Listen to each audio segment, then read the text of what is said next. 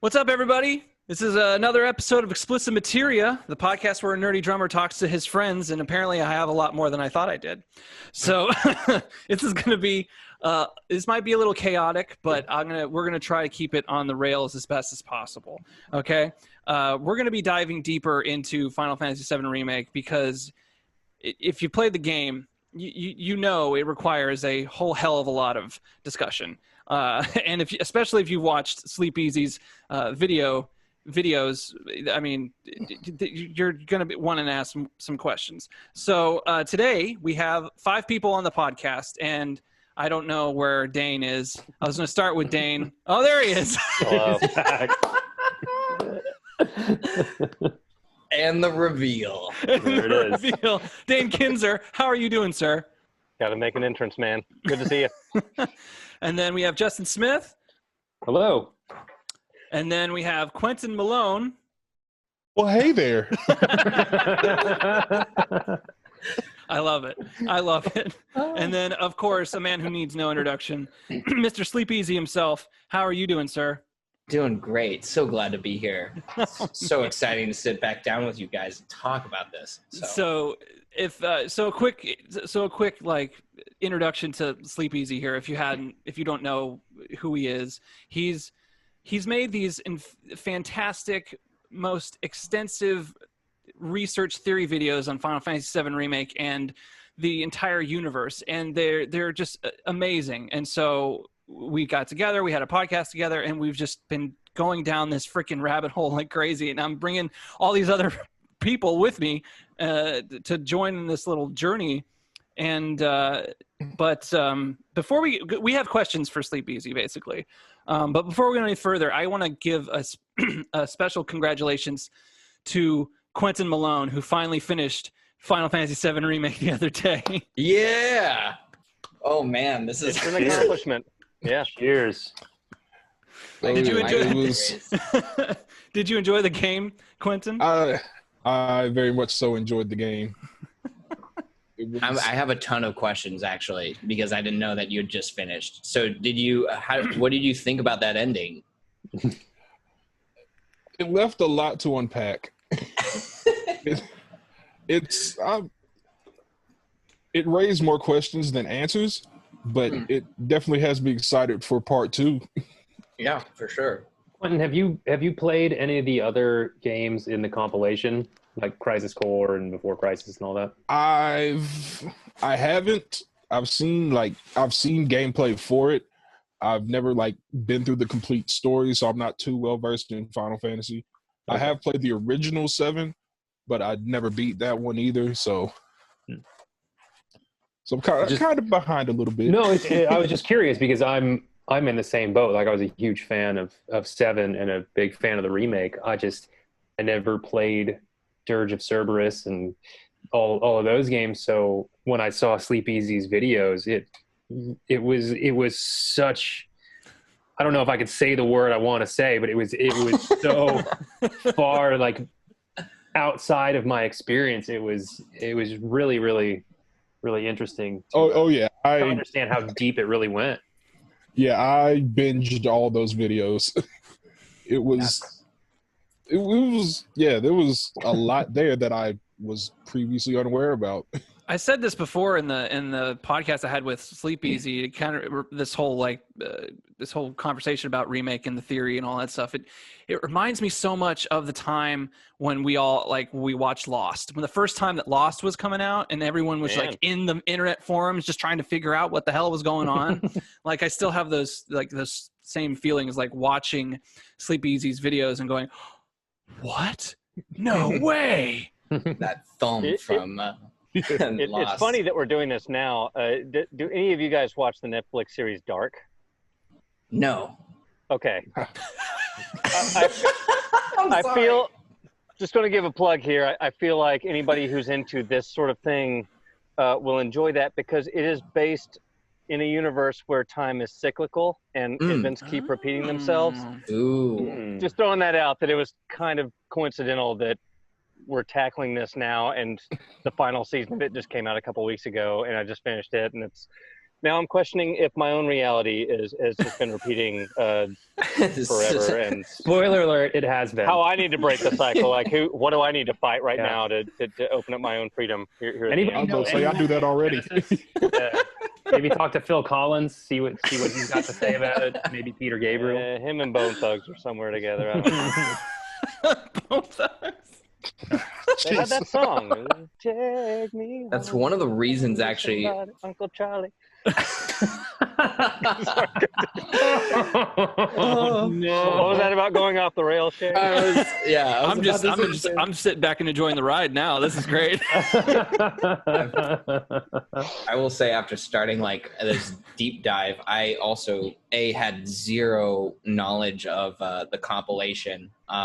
For the most part, I'd only experienced 7 and then Remake, and had some background in Crisis Core and Dirge of Cerberus, but I didn't really think about the lore of those games, really. I was just like, oh, Final Fantasy 7, great. But now, obviously, that's like completely that's not the case. But for the most part, that's where I started too, without that knowledge. If you don't mind me asking, then, what made you decide to just dive down the rabbit hole and really explore everything? I am sick. I'll do it. The mother of invention, I suppose. I just had too many questions at the end that didn't have answers. So many people were trying to answer, like, okay, this is what the Harbinger is. Like, this is kind of what we think, like, these 3 entities that we fight before Sephiroth are. And I was just listening to these people unpacking it, and they were just making not blanket statements, but they weren't conclusive enough for me. And I just was like, okay, well, recently it had just been announced that Remake was the 5th and final installment of this compilation, which I had not really been aware of before. And I was like, okay, well, if I just play those games or look into the lore of them, and I didn't actually like play through them again. I literally just sat down, put a playlist on of all the cutscenes of the series. Wow. And I just watched all of them with a notepad in my hand. And I was like, okay, I don't know what this is.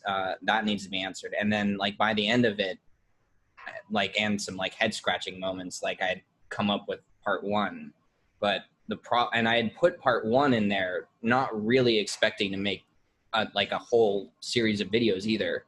But there was just so much that I just couldn't have packed into like 1 hour that I had found, that I was like, I think, people might be interested in learning more about this, because I would have never known unless I had like deconstructed this entire thing. So yeah, mainly curiosity is what drove me to do that. And I've been doing that ever since, off and on, for like these videos, is just going back. Now I'm pretty familiar with most of the content, so I know where to look if I'm looking for something specific. But that's mainly how it started. So wow, that's impressive. So I guess it's a 2-part question then. Are you feeling better now? No. No. I feel more uncertain every single video, because more questions keep coming up. As an example, I was just trying to prep for another conversation that I was going to have specifically about Dirge of Cerberus with a friend of mine from Reddit. And he was like, we're going to be going into this deep ground section. So for those who have played Remake, there's this section where you find Wedge in this underground facility in Remake. And in that underground facility, that is an entire reference to Deep Ground, which is a main part of Dirge of Cerberus's story. That's where like the antagonists mostly are reside, which is underneath Midgar for the entirety of Final Fantasy VII and the rest of the compilation for the most part. Anyway, so I was just looking through some notes, and I was like, there's no, like, I saw something and I was like, there's no fucking way that this lines up with this other thing. And it's this is a stupid detail, but I guess since we're into this discussion now, is that there's an enemy in which you probably will all be familiar with if you did the side quest in Remake, is there's a behemoth type 0 that you find for the to get the behemoth horn, which is a side quest where you make like a medicinal thing for a scientist in the slums in Remake. So that behemoth looks a lot like the enemies in this Deep Ground reference in Remake, with like the way that its eyes are and all this other stuff. But the other thing, and I was just looking at concept art for Dirge of Cerberus, is that there's an antagonist named Azul the Cerulean, and he turns into a behemoth. And I was looking at his horns, and they're the same horns. So Azul the Cerulean is mentioned in Remake in some capacity, but the fact that that detail exists is just ridiculous to me. I don't know what that means either. Not to like go the blue. Yes, the kind of blue. Exactly. Well, the blue.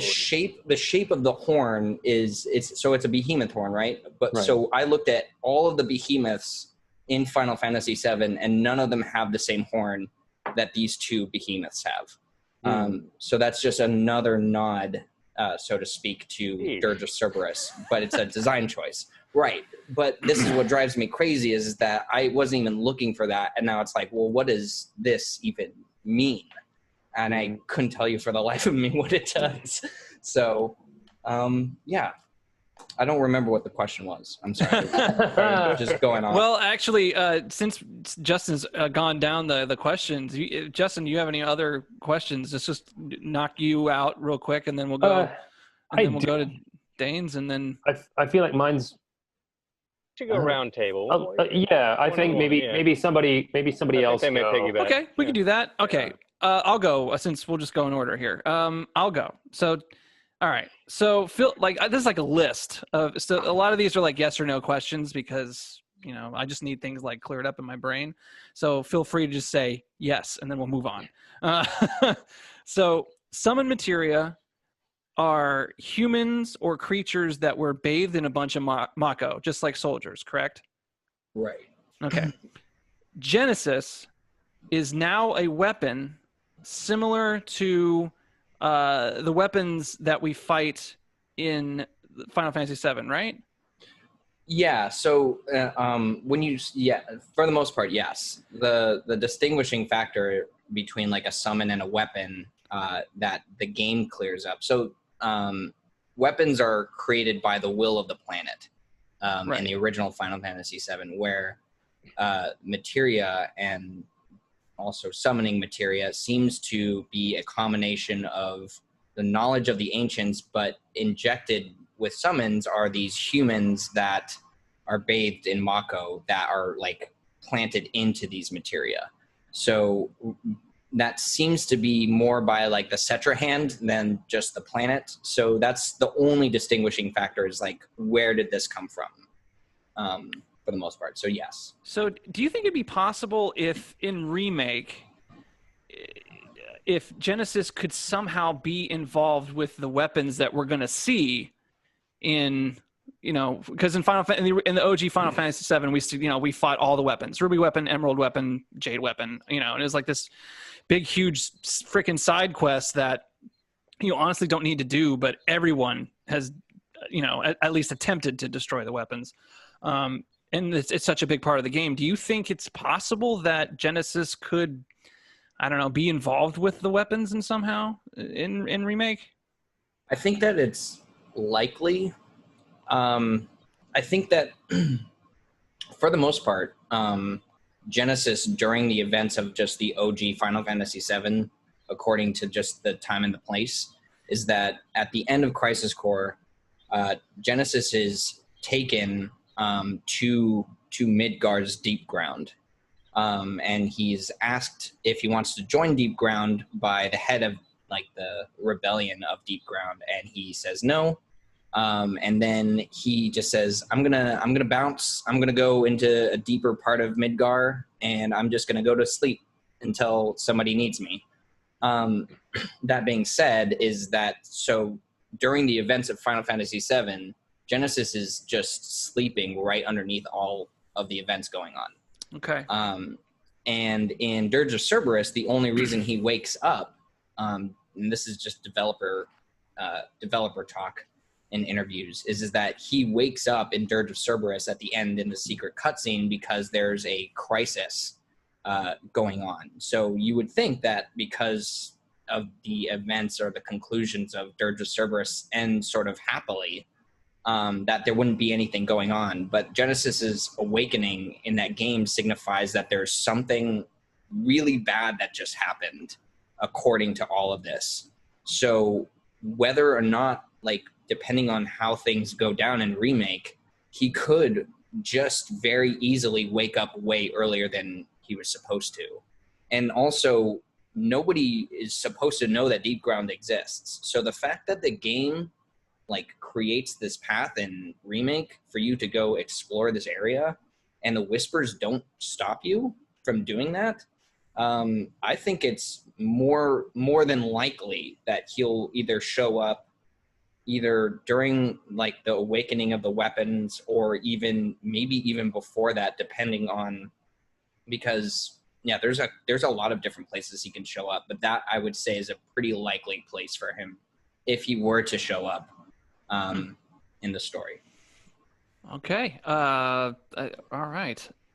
Dane? I'm so sorry that this is like I feel like I should have good. a podium. This is why we're here. It's kind of. This is why we're here. This is it.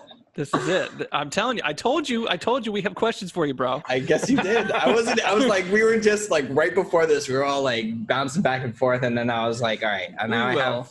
Okay. We will, but we have. I know about me personally. I'm just like, there's so many things that I just need to ask you. You know. Yeah. And and for sure. By the way. Dane, do you got anything you want to ask? Absolutely. A two-part question to start off. For Sleepezi, of course. Which none of you guys. You don't matter. Understandable. I'll sit this one out then. Glad to hear, Quint. Which Square Enix developer do you have tied up in your basement from which you're extracting this information? My uncle works at Nintendo. This is how I have all these details. No, this is a broad question, and feel free to just say no. But during all this research that you've done, all this poring over the games and storylines and whatnot, did you ever find anything that you regarded as sort of an inconsistency on the part of Square Enix? Some bit of information that just did not fit, that you just sort of had to throw out for the theory to still work, or I don't know, some plot hole. Is there something like that you came across that you weren't happy with? Yeah, there's a huge one, and it's one of the reasons why I just haven't brought it up, period, because the soldier soldier symbol is one of the biggest mysteries that I've talked to a lot of people just about so for those who are unfamiliar, is that the soldier symbol is the symbol on Cloud's belt. It's the symbol that most soldiers of a certain class wear.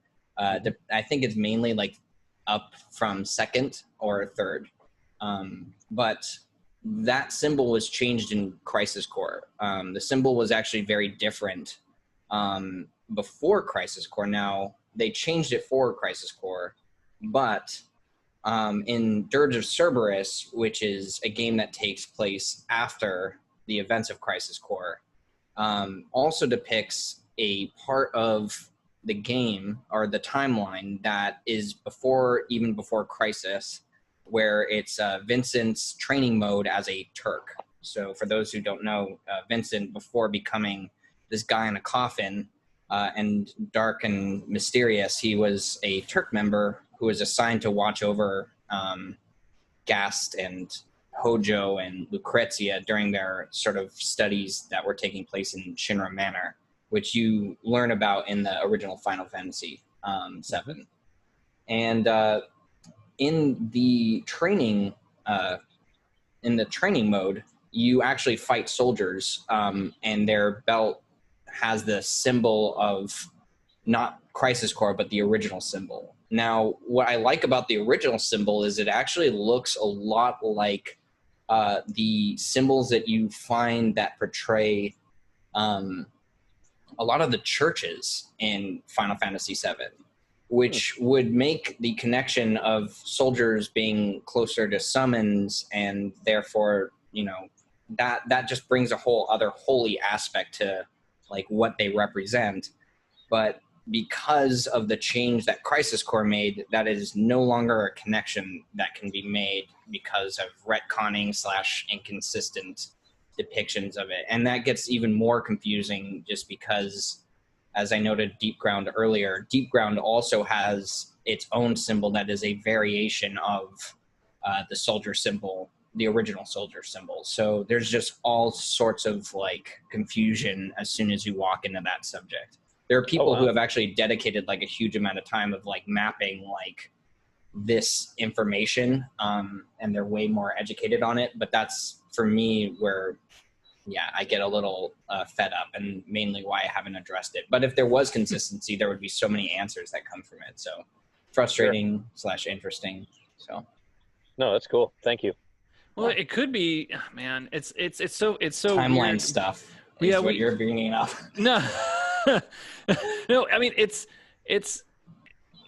We discussed this a little bit when I had the podcast with you, Sleepezi. It's like it's hard to do these theory videos sometimes because you're dealing with, you know, does this thing mean this? And does this change mean this, or is it just a change the developers made because of outside, you know, the producer came down and he was like, no, I want it changed, but it doesn't make sense. I want it changed. Right. And you're like, okay. An artistic decision or something. Yeah. And it makes no sense, but they just did it because of reasons, developer reasons. Those are, there's a lot of people within the theory crafting world that I've been talking to recently where you come across like these certain parts of the game in just all of the compilation where it's like a reused asset is used, but because it's a reused asset, if you weren't to look at it that way, it could be like a lot of like the story implication. But just knowing how game development works to some degree is that to save time, they probably just reused something. So those are easier to forgive, and you kind of go down those roads kind of knowing that like what you could be saying is just completely garbage. Mm-hmm. But when you start looking into like something like the soldier, I think there's a lot of like false positives you could get, and you can think that you're onto something, whereas like at the end of it, when you talk to somebody who's informed, you're just like, yeah, they just changed it. And then that would like, that's the upsetting stuff. Like, so reusing assets is like one thing where it's like, I know that I'm making like some crazy statement by going into this. Whereas like the developers or whoever just saying like, yeah, that needs to be changed is like completely, it's disheartening for the most part. But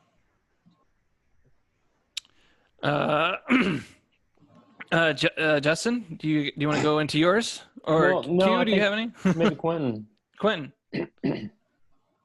I think I might save mine for a little later because they're not really questions, more bold statements. We'll get into what we're thinking is going to happen. Yeah, I like that. I like that direction. All right. How could you say something so bold yet so controversial? Well, I do have a question then, based on what Shane and Sleepezi were talking about, as far as Genesis kind of being deep underground for the duration of the Final Fantasy VII events, and kind of the facility that you discover underneath Midgar being more or less an allusion to Deep Ground. And if Genesis were to like reemerge, in Remake or make an appearance, wouldn't that kind of have been the perfect time to at least allude to it?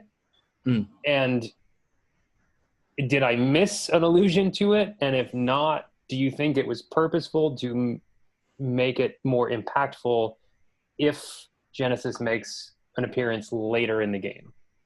So that's a good question, because I think for the most part, the argument that I started seeing a lot just generated from like my statement of Genesis's involvement was like, oh, but there's like this contract issue and all this other stuff that comes up. But the thing about Deep Ground that I think a lot of people, because you don't really get the sense when you just play the game, you kind of have to like look into like a couple of other things to kind of get this perspective on Deep Ground, is that Deep Ground's existence first started as a medical facility, and this is like back in the day. We're not even really sure when Deep Ground started in this way, but it's like a medical facility for like soldiers or scientists and all that stuff to like heal them. And then it's stated that once Genesis is born in Crisis Core, the direction of Deep Ground changed because they started using his cells, sort of like how Hojo in the original Final Fantasy VII uses Sephiroth cells to alter Cloud and Zack. And this is just something that Deep Ground does, is that like they just are like, oh man, like this scientist doing some crazy scientist stuff over here. We're just going to include that into this bubble of like weird, immoral experiments. So the point that I'm trying to make is that Genesis, just by the presence of Deep Ground by itself, Deep Ground isn't Deep Ground until Genesis shows up. And then the other mention of him is actually in the enemies that you fight, those like the unknown entities, which are like those weird, like fish-like red creatures. There's a couple of things just in the way that they're designed that signify like a more directly a presence of Genesis. And the one that gets me, and the one that I noticed is that there's a talon sticking out of the back of those creatures. And it actually has the same amount of joints in that talon as Genesis's wing. And it's on the same shoulder of Genesis, where his wings like sprouts. And also the color of those enemies is red. So that, and he has a, like, this is a weird thing, but that's mainly the color that he's associated with. On top of that, there's a blue eye in the center of those creatures' heads. And that is like a very like specific nod to, in my opinion, to the way that all Deep Ground soldiers' armor, they all have like these blue glowing eyes for like helmets. So that's like a more direct reference to him. Now, they wouldn't necessarily, and also there's an offhanded comment that Hojo makes about using S and G type cells. And the G type cells are the cells that were actually used to make Genesis and Jill in Crisis Core. So those are all like very specifically pointing to just his involvement on some level. Okay. Wow. Yeah, it's weird. And honestly, that's oversimplifying Deep Ground history, because we don't know a lot of dates. We don't know a lot of like very specific information about Deep Ground or like who was involved in it. But the things that we do know are like super specific and certain. So like Genesis is absolutely involved in the making of that just through his presence, or they use his cells, which we don't know why, but that's what makes most of the villains in Dirge of Cerberus, which is weird, but. All right. Well, shoot. Good answer. Well, but see, the blue eye thing, I mean, could that not also be, like Minerva had the big blue eye, right? Yes. So that's what I thought of. Yeah. I'm glad that you, and actually, you know what's really funny is that Shane also picked that up in our first podcast. I was like, I'm about to talk about that in part 4, and I was like sleazy, and I was like, could you just like slip that off to the side? You can edit it out, it's fine. But yeah, thank you. That. Yeah, thank you. I did bring that up. I just wanted to give credit where credit is due. Is that, and I'm really surprised. I thought that was like me in the know. I was like, oh, I'm looking at all this concept art, and look what I found. But yes, you've done all the research, and we're just like, we saw blue. You saw blue. I saw blue. Well, You you bring up a really good point, because that's actually kind of the point of these videos, is to like, I want people to be as prepared as possible going into part 4 to be able to find as much as possible. So like, I know that like by the time that next game comes out, that I will have put into the YouTube space, out in the internet, enough information for anybody to watch those videos and just go into those games and just find all sorts of interesting details just on their own, for their own fun and enjoyment. So I definitely am just glad that, like, just from you guys noticing those details, it's like, okay, like, some of the work has been done. I got to be honest. I'm in a place right now where I'm actually playing through on hard mode, so I'm doing the second playthrough. So my first playthrough was just from memory of what I remembered from the first game. The second one I've been doing after watching your videos, and it's been a more fulfilling experience because all of a sudden I'm looking for those connections and little nods that I missed that are in there, and it's been actually more enjoyable for me. So that's awesome to hear. Yeah, no, it's been an enriching experience because of that. Yeah, that's the entire point, is that, like, I mean, you guys paid an hour of your lives to watch, more than that, to watch the videos. I'm more than happy to Six. Yeah, 6-ish, right around. I'm more than happy for that to be the experience that you had, though. So. But like, we wouldn't have done it if it was like boring or not interesting, you know? Right. True. That is very true. Same on my end. I don't, like, honestly know, like, I was super burnt out after this last video, and I was like, I don't know if I want to keep looking at the same information anymore. But like, as I keep talking about it to people, and like, my excitement gets reinvigorated just by like hearing and watching people play the game and getting excited about it. So same. Here's another little hey, there's that we saw blue moment. This is what I noticed. Colors in real time. The colors. This is what I noticed. So I believe it was part 2 or 1 of your videos, Owen. You state in the video that there's a constant theme of 3 going on. And I think it's like, that's super important, because 7 was the first Final Fantasy to feature 3 characters in combat. All the other ones was, it was 4 and 6, and then before that, I think it was 5 and 4. No, it was 4 and 4, and then 3. I can't remember, but you know what I'm saying. It wasn't 3. It wasn't 3 people in combat. It was like 7 and 6 and whatever. But in 7, in Final Fantasy 7, it was the first time they had 3 characters in combat.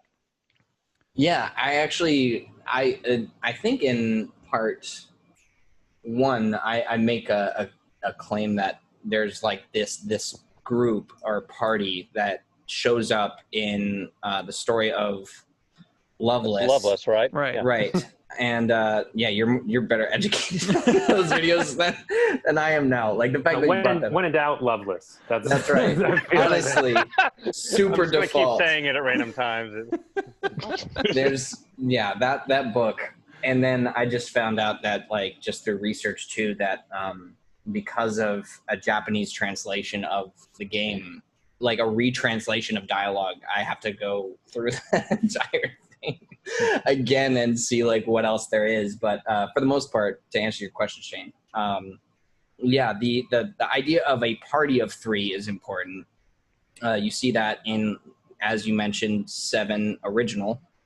In the party, you see that in Advent Children with the Sephiroth's remnants, which are the lookalikes, so to speak. And then you get it in a couple other places, more importantly, like Crisis Core. So I do think that looking out for those groups in the future is important, just to see like what comes up, because that's the only element I'm like the most unsure about in the videos, because I haven't seen it come up yet necessarily in Remake, other than, again, the party of 3 so far.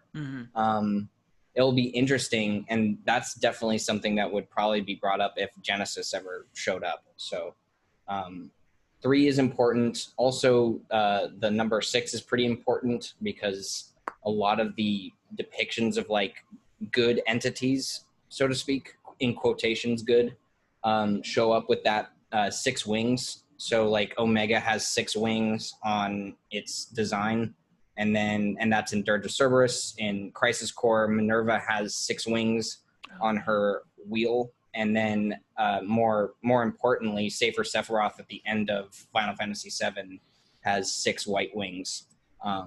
So that's also a thing. 666. Well, in Christian mythology, isn't the seraphim, like the highest choir of angels, Yes. they have 6 wings, right? Yes, that's exactly what happens. And those wings, I actually was talking to somebody who studied this in college, which I have no background in any knowledge of this, but apparently those wings signify the ability to protect themselves from the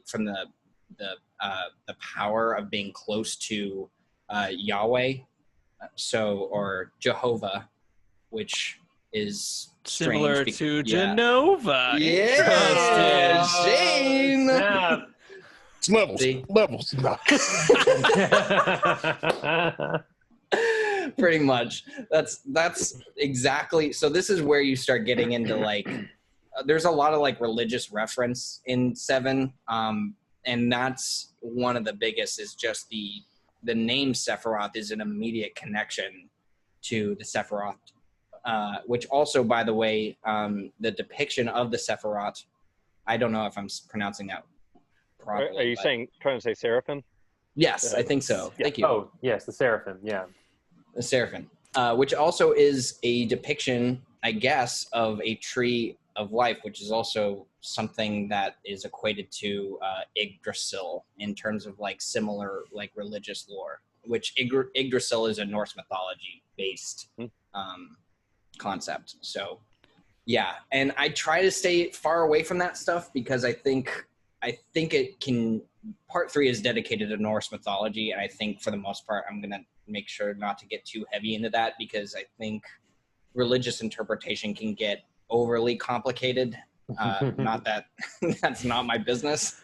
They have entire classes, in that college to like decipher those, those freaking mythologies. Well, Final Fantasy is notorious for co-opting religious mythology into their universe, I suppose you could call it.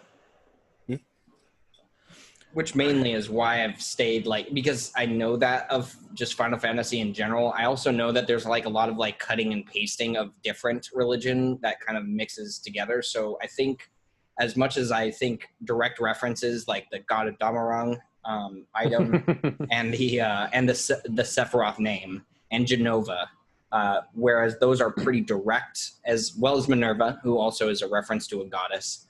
I think all of those names are important, and I think there's even Fenrir. I think I'm saying that properly. Is a wolf also depicted in Norse mythology, and that's actually the name of Cloud's bike in Advent Children, and also that wolf shows up throughout the movie.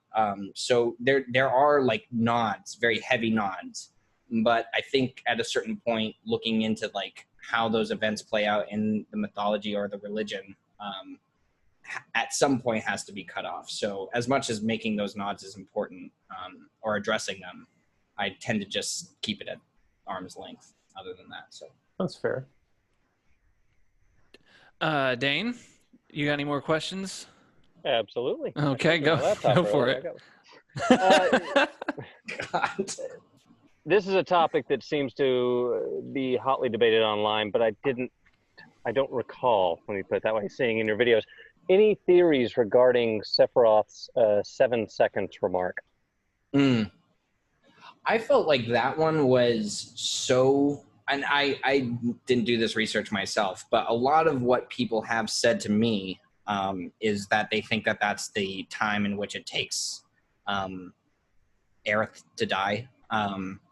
That whole sequence, I guess, is matched similarly in terms of like how long that 7 seconds is to that scene.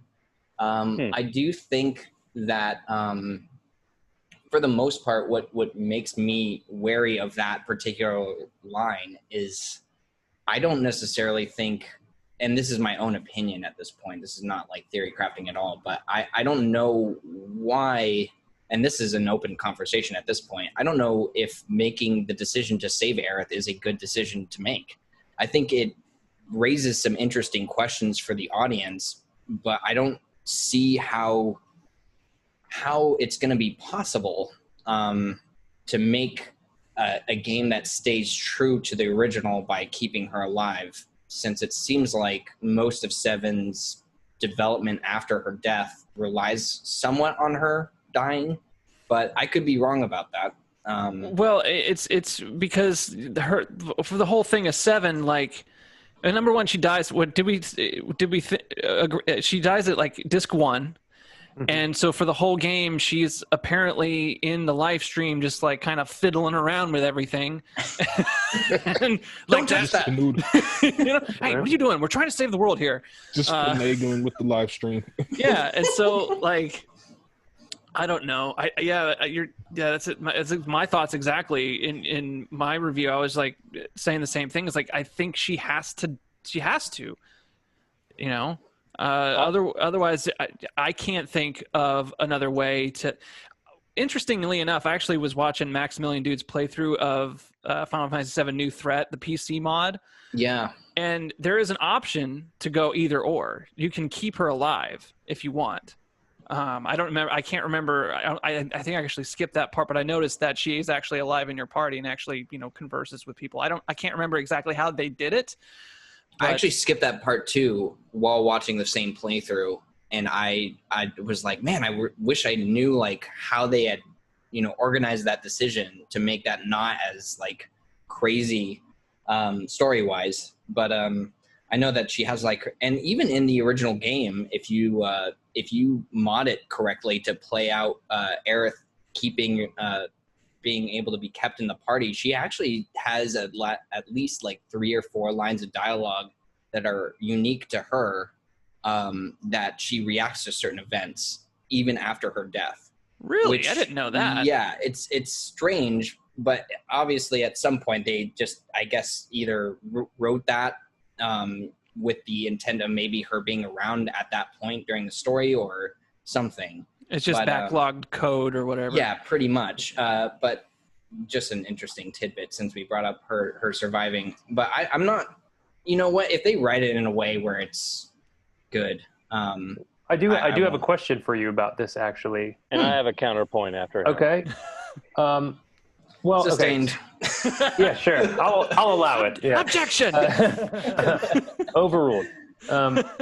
I quit. So this is a kind of a multi-part thing, and I want you to confirm some things as I go along because I may have just misunderstood. Sure. Because there's a lot to unpack. But from my understanding, there are 2 factions of the Cetra, right? Mm. And the will of the planet is essentially to restore itself through the destruction of everything that's bad for it, including humans. Right. And there was a faction of the Cetra that didn't want to be annihilated by the planet, so they fight against it. Right. Now, Sephiroth also wants to kill all humans and all life on the planet and strangle the live stream and use the planet as a vessel to go and do the same thing to other planets. Right. More or less, right? Right. So, in my opinion, his will and the planet's will are at least semi-aligned. And really the only thing that saves the lives of all the people in the original game is that Aerith, because it's Aerith, is killed. Tell how the old guard is. Yeah, right.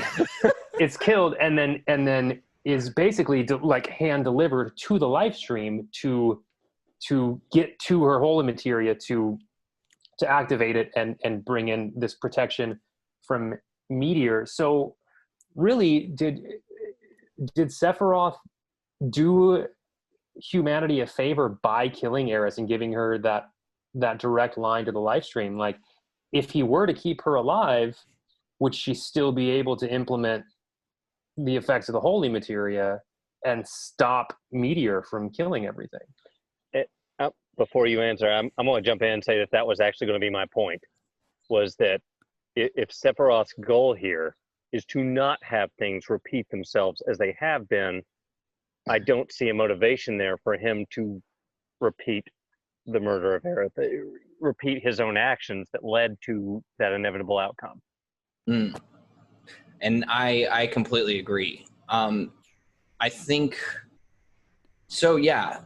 Just to go through that a little bit is for the most part, Sephiroth. The only difference between Sephiroth and anybody else that we've seen, other than like Cetra, is that Sephiroth, even past Genova at this point, just to include her in that, is the thing that makes Sephiroth special.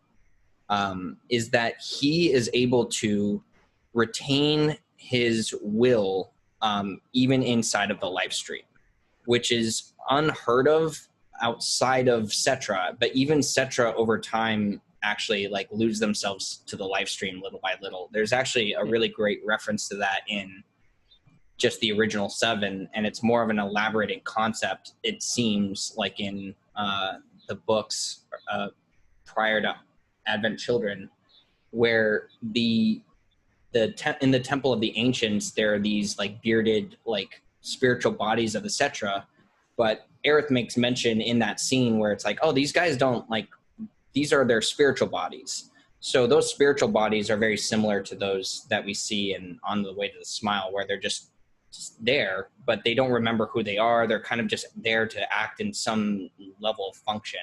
Whereas Sephiroth just seems to have his will intact.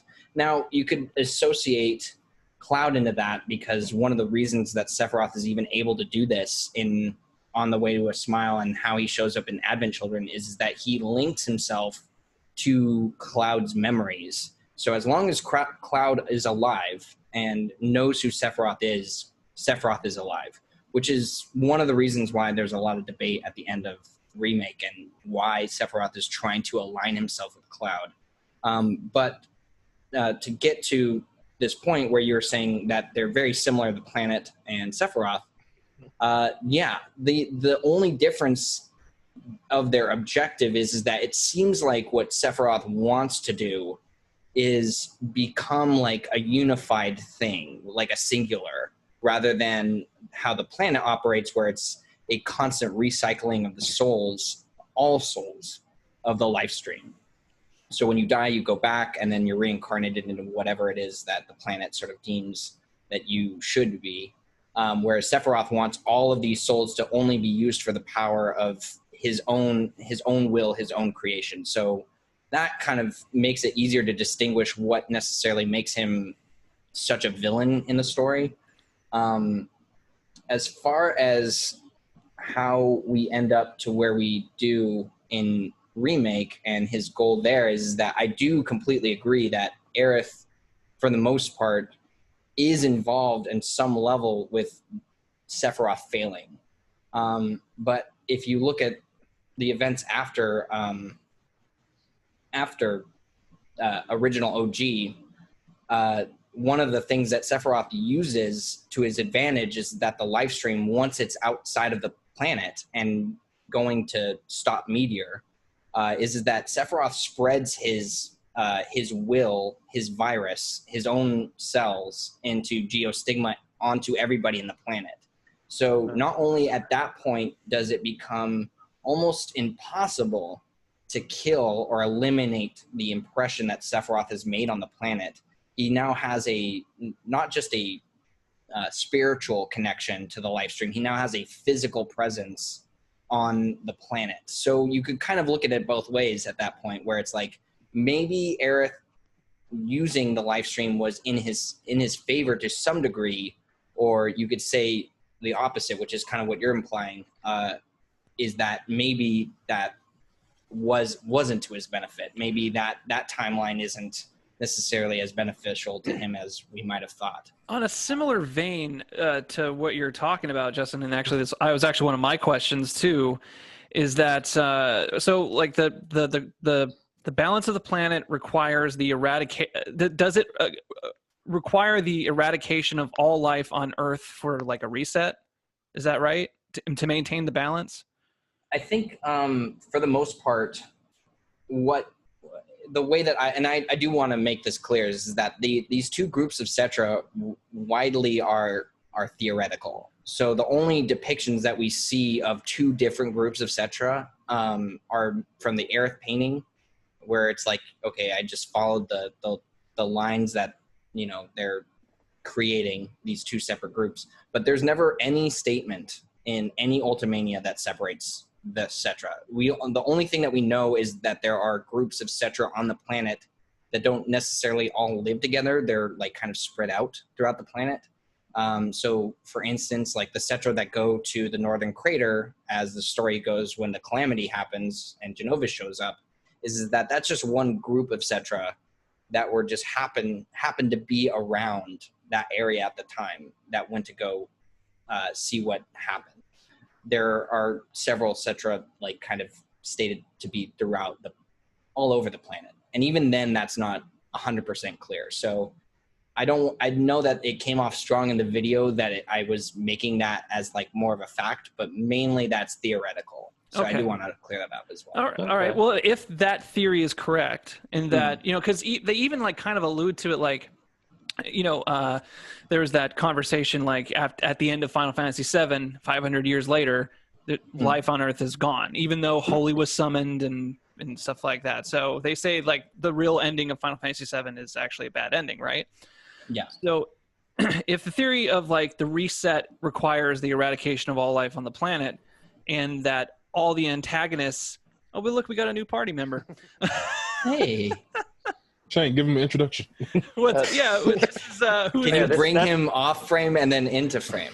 Oh yeah, I'm sorry. That's Ladies and Red gentlemen. 3. Yeah, me. Yeah, Red 57. She does not speak as well. She's not as well spoken as Red. She's just shy. It's okay. Still learning English. That's right.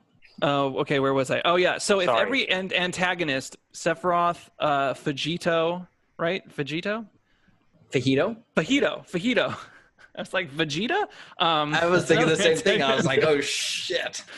Oh, they got Dragon Ball in Final Like, I know, so, dude. No, let's chase that rabbit. That's a Taco Bell like Cheeto fajita thing, like just waiting Oh, to my happen. gosh.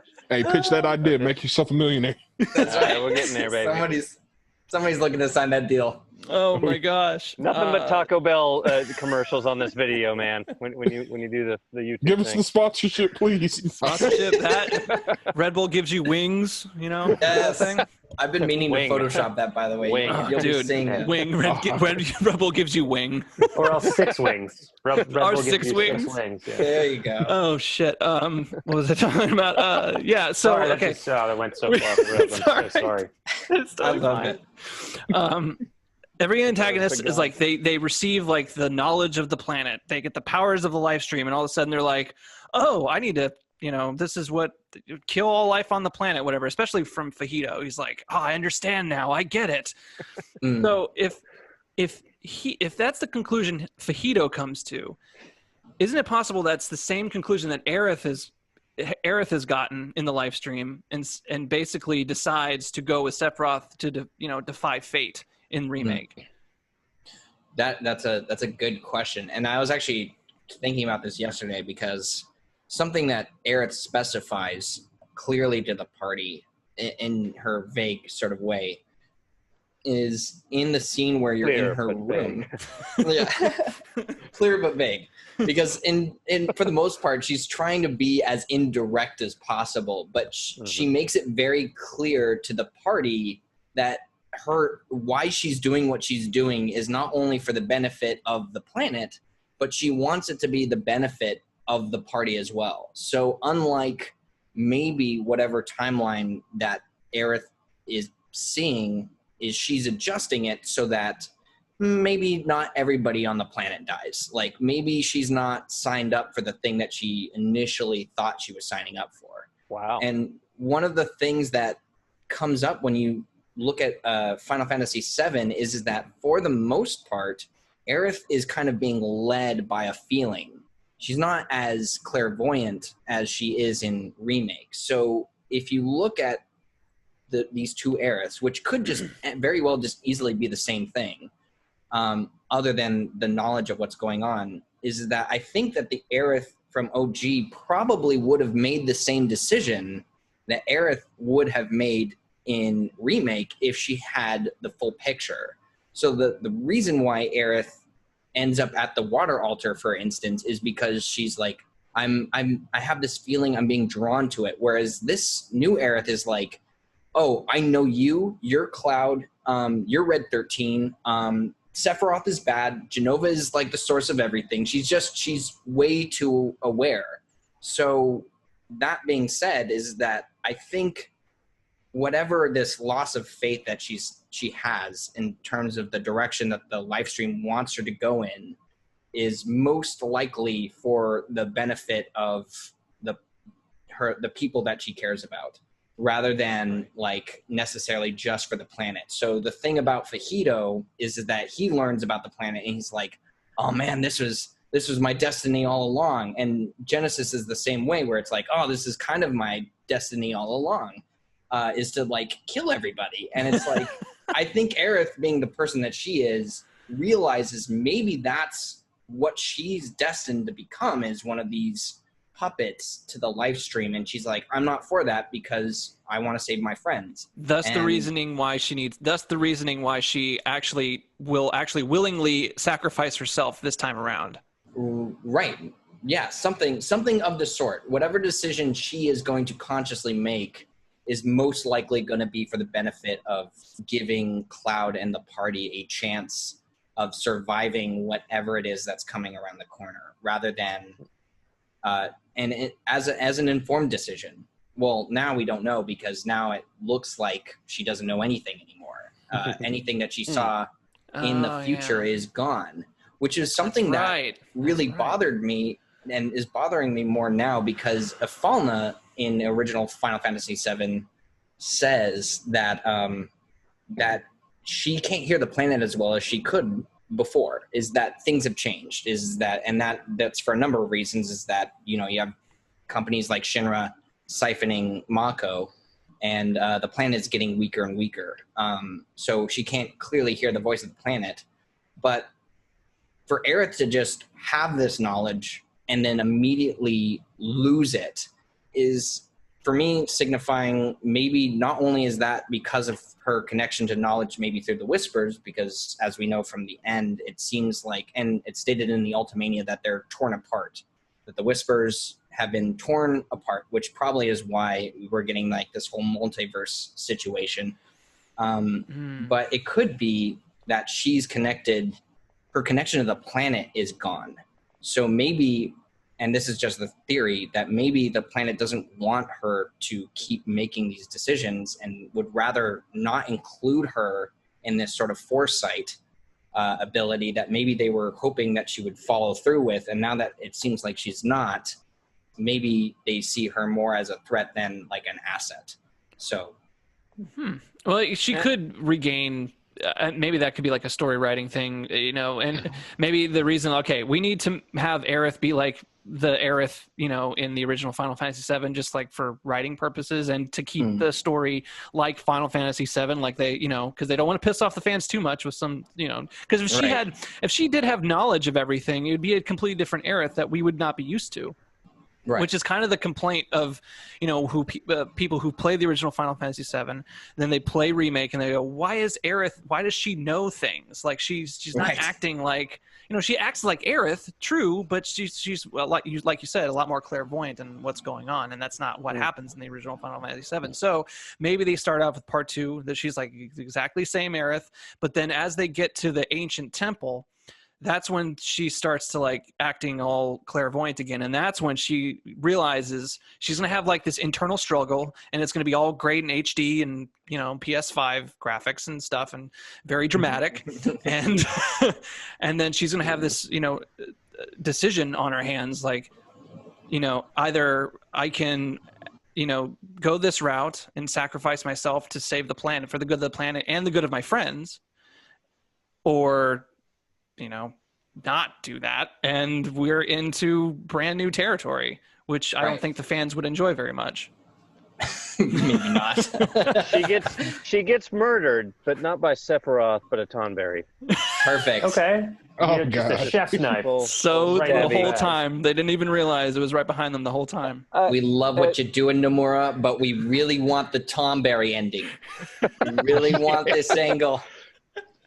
We, In a focus we are group, they selling- love the Tonberry. We got a backlog of a bunch of Tonberry dolls, and we need to sell them. I just want to Alright. meet the man that gave That the being said, Tonberry the knife. I would buy a Tonberry Yes. doll. Go ahead and put Quentin, that out there. what did you say? So I just want to meet the man that gave that Tonberry a knife. Yeah, I'm with hate it. Quentin for sure. Yeah. Like, you're That bringing all Tonberry this stuff took the up knife, about Quentin. remake, and I'm having PTSD. It's just somebody like a Cute Tonberry little walks lantern. into a kitchen. He's just like, "I'll be taking this." Dude, I just says nothing, just grabs it and leaves. Yeah, nobody Dude. wants. I don't want to mess with a Tonberry like knife or no knife personally. So I just finished playing 8, and then there's a part where in order to get the Tonberry GF, you have to fight Tonberries. Get this, 19 straight times in a row. So where do I end this call? Is it this red button that does that? No. Well, in six, the Tonberry doesn't even use Chef's Knife. It uses an ability called Step Mine, which deals damage based on dude. how many steps you've taken It's the in worst. the game. It That is sounds the worst. awful. Yeah, Yeah. like the later you try and fight him, the harder time you're going to have because Yes, he's going to it's one-shot awful. everybody. Jesus, Dude. that's awful. Yeah. Thought I know you another- couldn't make him any worse. So Well, I you just want us can. to hate Yeah, you Tonberries can. then, huh? Yeah, exactly. I mean, they are the most hated creature in the game. No, they're besides- good. They're good as a constellation in Kingdom Hearts. Oh, that's They're right. Or a very, gummy very ship. peaceful. That's yeah, exactly. right. Wow. I totally forgot that they were even a in murder. You know, a funny I wonder thing. whose idea that go ahead. was. Sorry, The Tonberries? Yeah, just a murderous green bean. a demented individual, Quentin. A very demented, very disturbed individual. Just give the P a knife and a cloak and let him go to town. There's a whole division of Square Enix that just is dedicated to. It's like, how do we fuck with the player with this character now for this next game? Oh Look, man, the cuter it is, the deadlier it is. Like, Yeah, have if it it's come not out. Tonberry, a cactar, you just run. Just isn't the Fat Chocobo? Moogle, some. Does in the original Final Fantasy VII? Doesn't the Chocobo materia, like, the more you use it, the more deadly it becomes? Is that the Chocobo materia? Chocomog? Is that what it is? Chocomog. Yeah, the more you use it, the more powerful it becomes. And like, if you kept using it, like, it'd be 9999 damage all the time. Is that I don't know, actually how it works? I was think too so. basic to ever use it more than like a couple times because I always got like Shiva after that, and I was like, "Yeah, it's fuck Chocobo. You kidding me? Get out of here!" Look at this lady I got an lying ice down from the goddess. heavens. Yeah, Come exactly. on, man. It's ice cream merkin. Dude, actually, you know, speaking of 8, I actually noticed too, because I just got done with it, and it's funny. There's a lot of story plot elements from 8 that they kind of use for like what they're doing with remake, because in 8 they talk about timeline shit all the time. Like the whole last boss, it's like you have to beat her through time compression. Yeah, you squish everything. All of time just gets compressed to a single point. Yeah. And so Which, I'm like, really oddly enough, not to jump on there too quickly, but like one of the things that like blows my mind about like the Sephiroth that we fight in the end of remake is that he sucks all of those whispers in. So like anything, and they're attached to like the fabric of time and space. So the fact that Sephiroth is just like, oh, you're all becoming a part of me now, like that 100%, because I know a little bit about like the sorceress and time compression. I was like, that's just 8. Yeah. Like that idea is just, they're just shoving them together. It's like, well, this didn't make sense in 8, but if we put it in 7. Sure, why not? Well, he takes you to the end of creation, doesn't he? It's like Yeah. a Chrono Trigger. You're all of a sudden just at the end of time, hanging out, looking at some nebulae. Yeah, and that whole Part of the scene theory too, I don't even know, like, there's a lot of hints as to like where that could be in space and time, but then there's like a whole slew of other people say that like you can see Trapped Holy in the background, which is that red nebula. There's like so many like different ideas that come into that, and one of the things that kind of like freaks me out about the entire situation is that when Sephiroth and Cloud clash and they transport themselves to that point, like a slew of whispers just shoot out. So it's like, are we in like the last part of Final Fantasy VII at that point? I'm not really sure. There's a lot of like planets and points of reference that you can use throughout the compilation to kind of determine that they're in the universe of Final Fantasy VII somewhere. They're somewhere outside of the nebula, I guess is where it is. But and maybe they're standing on the rock that eventually becomes meteor. There's a whole like list of directions that you could take that. Oh, there is actually one other thing that I actually wanted to mention that's kind of, you know, on the same subject. But Justin and Dane, too, on our podcast together, I mentioned, like, what if Cloud had a different memory of Sephiroth and stuff like that. But I vaguely remember something that you said in, I think it was your video, Sleepezi, like, what he says, like, to Cloud, that's right, Cloud, hold on to that hate or hold on to that anger or something like that. Why would he say that? You know, why would he want Cloud to hate Sephiroth so much? That's what made me think. Star Wars fan. There it is. There's some Star Wars injection right there. It's a Sith thing, man. No. Oh, dude, the Star Wars is all in remake. Aerith is Obi-Wan, Sephiroth is Darth Vader, and you know, Cloud is R2-D2. Is that how the? Is that where we're gonna open up next? Yeah. Yeah. But no, Aside from back to what I was saying. Like, so I think intention does matter. I think, unless I'm completely reading that wrong. No, there's a specific point that's actually made that one of the things that Sephiroth's goal is in throughout the compilation outside of 7 is that he wants to leave a permanent impression on Cloud because he's physically attached or he's spiritually attached to Cloud. So the more that Sephiroth makes Cloud suffer through his own hand, the more there's a less likely chance that he will be forgotten, which will keep Sephiroth alive. So the reason why Sephiroth is like, hold on to that hatred is because he wants him to continue to use that as a driving force through the game, which will most likely play out to be some way that Sephiroth in Remake is also operating. There is another thing that, and this is where you can look at it and be like, maybe the developers changed this just because they wanted to, or this could be another like implied alternate universe theory, whereas that unlike the original game, Sephiroth kills Cloud's mother by his own hand. He's like, I like had the blade against your mother's throat and I did that. And he's letting Cloud know that directly. It's like, I killed your mom. So he's further leaving this impression of like, I'm the one who's messed your life up so much, and now you'll never be able to forget me. Like, if I've killed your mother, I've like burned your village and all this stuff, like there's no way in hell that you'll be able to like get rid of me, essentially. That's why he always has these like weird lines like, shall I give you despair and all this other like random stuff. He wants Cloud to remember him is the takeaway there. So, and man, I'm thinking like, I kind of dig that whole thing. Like, you know, Sephiroth wants everyone to be fueled by hate, you know? And so Aerith is so not that way. And so it's kind of like, it's similar to Christian mythology. Let's just go ahead and go there because, like, you know, God's all about forgiveness and all that good stuff, and then the devil's like, no, hang on to hatred, bleh. You know. So like that's the voice I use for him too. Yeah, I think that's Romans, the direct quote from like Romans 15 or something. Is no, hang on, hate me. I give him a Scottish accent, but that's just me. Oh, but sure, I'm thinking, man, it's like I'm thinking like, what if they go down that route where it's like, but it kind of ruins Sephiroth as a character if they did that. You know, if all of a sudden Cloud's like, I forgive you, you're okay. You know. Well, I think too is that at the end of 7, one of the things that is, and it kind of comes out a little bit out of nowhere, but like Cloud says to Sephiroth, it's like, here are all of our memories coming to you, Sephiroth, to show you that like we're going to use all these memories to defeat you, like symbolically, right?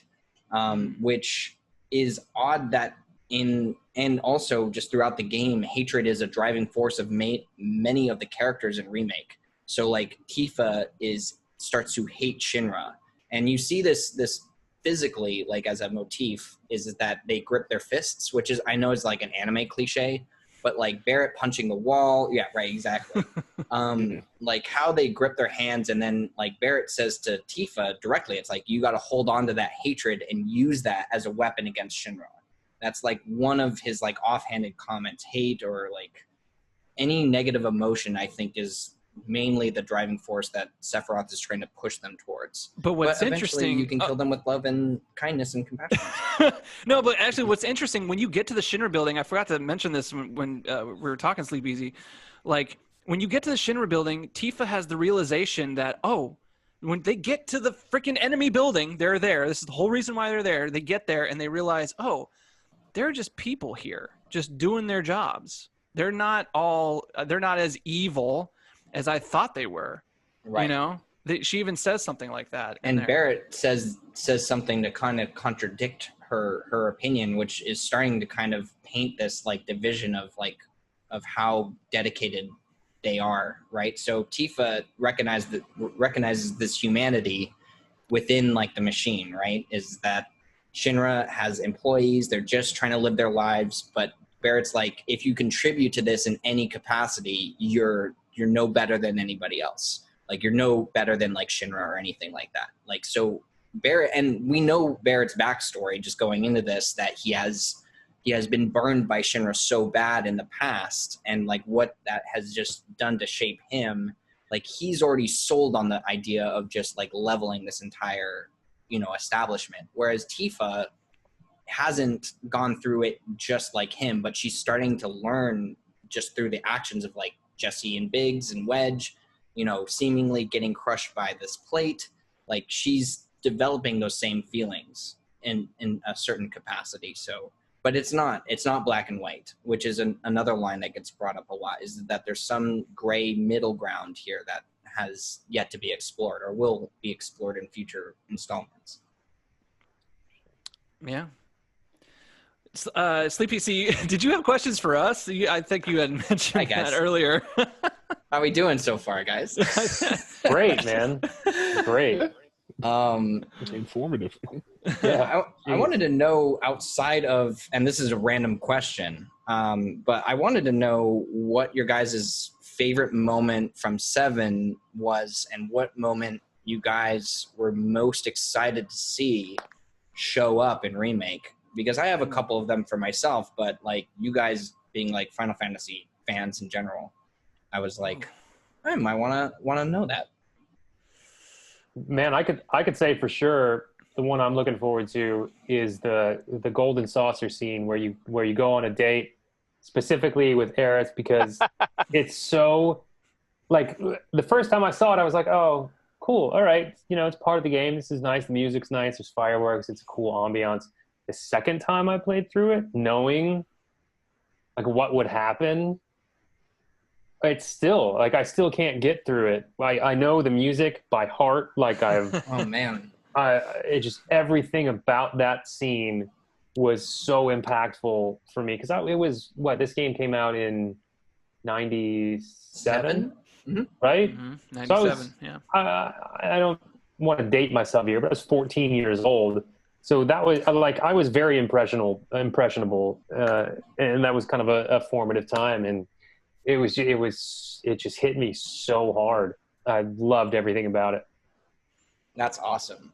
I love those particular like gaming memories are the ones that, like, if I ever were to get like a remake of like my favorite game, it's like, that there's just that one scene that just want to see like done just right. That's awesome. Mm-hmm. I would love to see that one just kind of fully realized in modern tech. I kind of agree with that. Final Fantasy does a great job with their like festival scenes. Yes, just absolutely. Like yeah, you feel like you just want to be there, like having a beer with everybody, like, oh, hey, it's having fun. This is a good time. It feels like the end of the like original Star Wars trilogy when they're all getting the medals. You just like, you want to be there, you want to party. Yeah. I'm gonna hang out with the Wookiees on Kashyyyk. Yeah. Yes. That's exactly, and especially like because those scenes sort of take place like after like all like this heavy like stuff just happens. It's like, yeah, I could really use a beer with a Wookiee right about now. As far as I'm gonna keep, by the way, that Wookiees on Kashyyyk thing that's fucking brilliant. It's good. That's real good. As far as mine, like I said, Fort Condor. Justin asked me a similar question on our last podcast, and I said Fort Condor would be pretty interesting to see. But after playing the original Final Fantasy VII after remake, I'm like, and you get to Junon, and you're like, this like, because you hear that marching band sound, like dun dun dun dun dun, like dun dun dun dun dun. I love that song. And you're like, what is going on up there? And then you get up there and you're in a soldier outfit. Like they're gonna have so much fun with that. Oh yeah.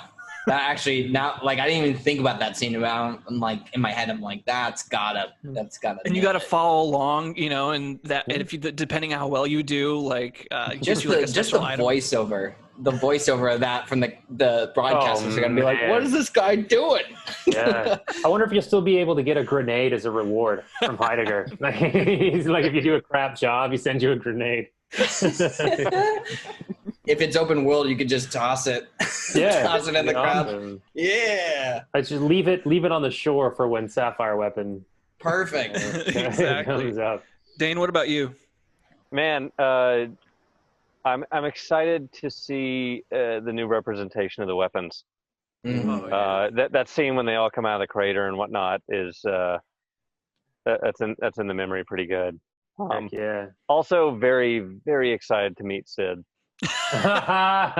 Yes. Sid's Kevin Rocket yelling Man at you the whole time. Oh Yeah. God, It's so good. It'll be interesting to see if they actually use the F word, because they use shit and that's I think that's the only other. They use bitch. They do use bitch. They Okay. use bitch. Yeah. So is it going to be I love that part. PG-13? Is it gonna... Dude, by the time that game even comes chance. out, even the people who were young enough to like get a PG-13, they're all going to be old enough to play R. So That's fair. Oh, yeah. That's fair. So is Sid going to be like fucking this and fucking that and like We can only just hope. all sorts of shit. He better that's gonna be, going on in yeah. the background. I If do they hope want they my don't money, give they him. better.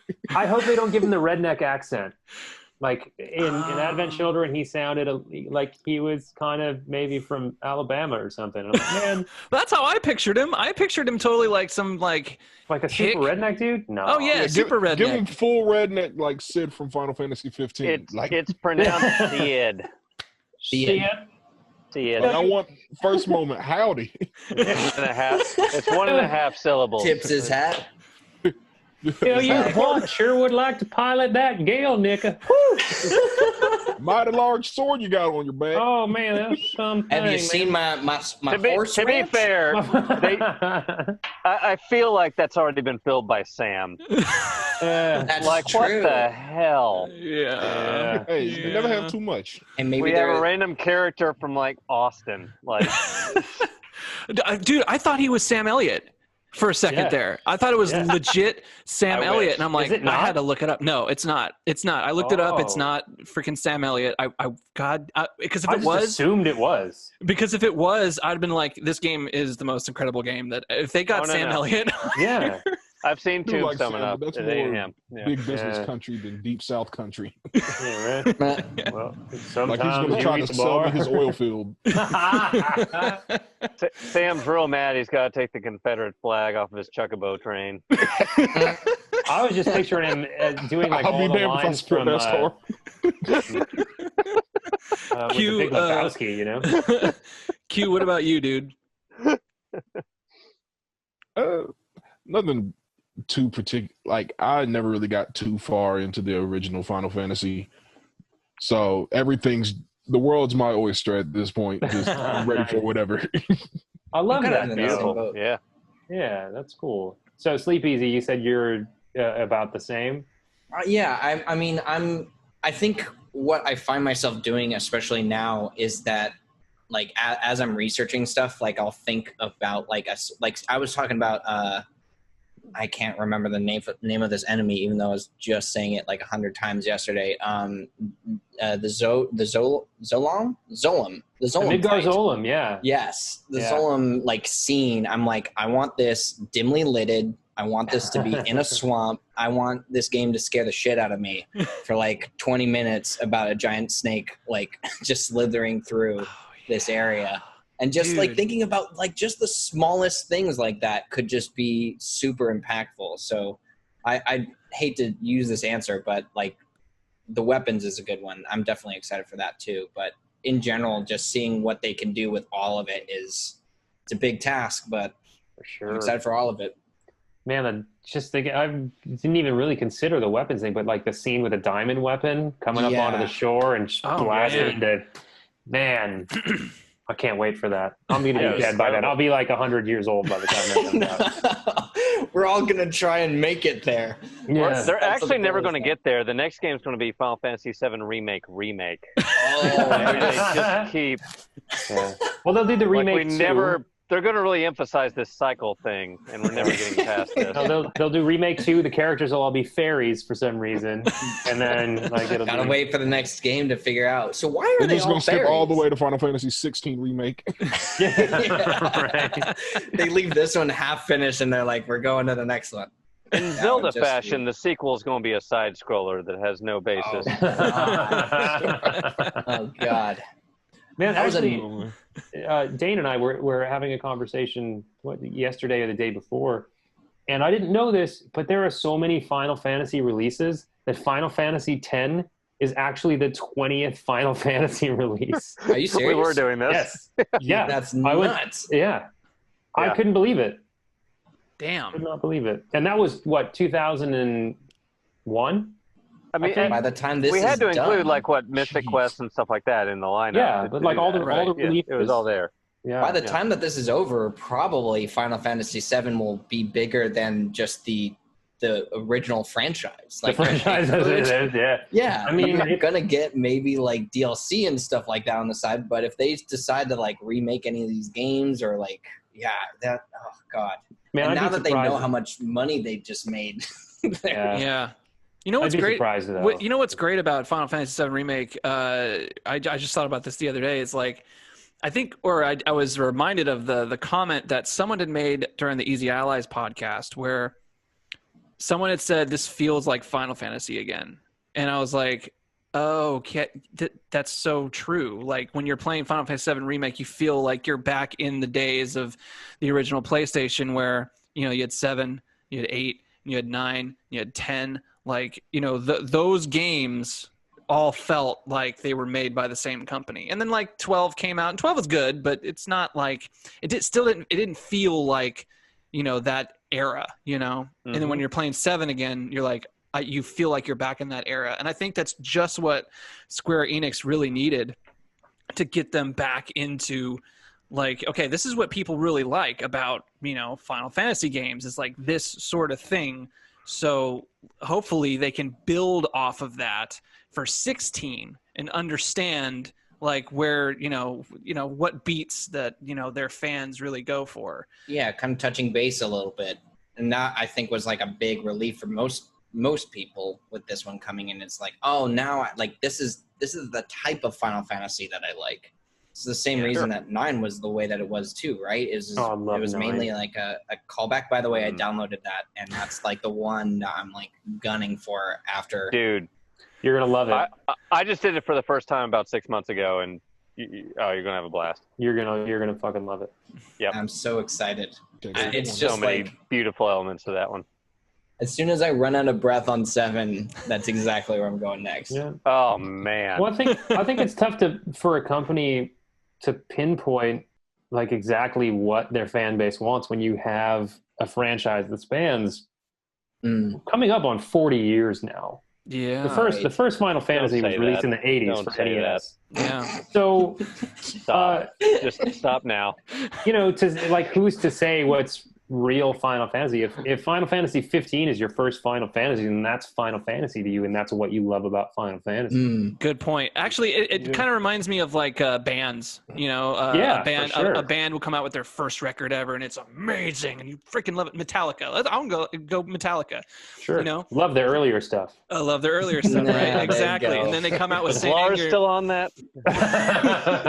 Justin cut onto that one fast. Yeah. And then and so they come out with Saint Anger, and everyone's like, "What the hell are you doing? This is the worst thing I've ever heard. You literally used a trash can for your snare." And then they come out with, oh shit! Now I'm blanking on the album that came after that, where they kind of like got their shit together and made a freaking great record that sounded. And what they did is they went back to their old records, and with I believe it was Rick Rubin that did that record. God, I'm blanking on the record. It's killing me. As a Metallica fan, Metallica fans are going to kill me. But They probably will. They take that shit seriously. No, it's like, how dare you like real serious. But They hated the new bass player. They won't like you. Oh man, You're nothing to them. tear me down. But it's kind of similar because, like, you know, when Final Fantasy 13 came out, there was a considerable amount of hate for that game. I'm a part of that. I don't particularly like it very much. never played it. So It's not great. But some people do. Some people really do enjoy the aspects of that game. I've seen some cases for it, but it's not enough for me to revisit it. So yeah, Final Fantasy 13 is Square Enix's Saint Anger, and then 7 Remake. Saint Anger. and Remake is Return to Form. Exceptionally overproduced. Okay. No, I did hear through another person that does theories that I guess from what he's told me is that the Square Enix didn't really expect, which sounds really stupid when I start to say it, but didn't really expect American audiences to connect so much with Remake as the Japanese audience. So I think even though they had expected a lot of attention and a lot of reception to the game, I don't think they had any clue how big it was going to be. And there's a lot of, like, I mean, and this is not my favorite way of theorizing at all, but like one of the reasons that certain people think the way that they do about like sequels to Remake is because they look at this game more as a dipping in the water to see what people are more interested in or what they're most liking about the direction of just this first part, and then capitalizing more on that in further sequels. So that's one of the ways that people attribute, like, oh, then like you have like these elements that are emotional and explosive, and then we have this Harbinger fight and like all these different directions all being kind of shoved in like right at the end. A lot of people are like, oh, Square's just testing their audience to see like what they like, what they don't like. Interesting. So, which is not my favorite, just because I'm not about like the business of it. Like I'm like, oh, and then there's this piece of lore, and this is where this is gonna end up. But since we're on that subject of like the future and where we think it's going to go, Quentin, I think you're up, buddy. You said you had some bold right. things you needed to say. What's up? Let's go. Let's start with you. So, just right off the bat, Chadley and Johnny are all secret agents. I'm into this. We're gonna start there.